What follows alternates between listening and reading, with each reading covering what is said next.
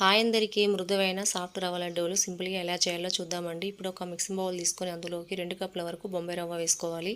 2 కప్పుల రవ్వకి 2 కప్పుల కాచి చల్లార్చిన పాలు లేదా నార్మల్ పాలైనా వేసుకొని ఒకసారి అంతా కలిసేటట్టు కలుపుకొని మూత పెట్టి రవ్వని ఒక 20 నిమిషాల పాటు నానబెట్టుకోవాలి.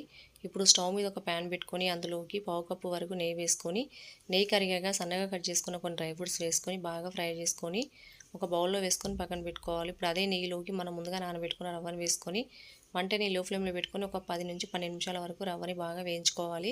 రవ్వ అనేది ఇలా వేగాక ఇప్పుడు స్టవ్ ఆఫ్ చేసుకొని పక్కన పెట్టుకోవాలి. ఇప్పుడు ఒక మిక్సీ జార్ తీసుకొని అందులోకి 2 కప్పుల రవ్వకి 1 కప్పు వరకు షుగర్ వేసుకొని ఫ్లేవర్ కోసం 3 యాలకులు వేసుకొని మెత్తగా మిక్సీ పట్టుకొని మనం ముందుగా వేయించుకున్న రవ్వలోకి వేసుకొని ఒకసారి అంతా బాగా కలిసేటట్టు కలుపుకోవాలి. ఇప్పుడు ఇందులోకి మనం ముందుగా వేయించుకున్న డ్రై ఫ్రూట్స్ వేసుకొని అంతా ఒకసారి కలిసేటట్టు కలుపుకొని మనకు నచ్చిన సైజులో ఇలా చిన్న చిన్న లడ్డూలాగా చేసుకోవాలి. అంతే, డిఫరెంట్ టేస్ట్తో చాలా బాగుంటాయి. Please subscribe, support me friends.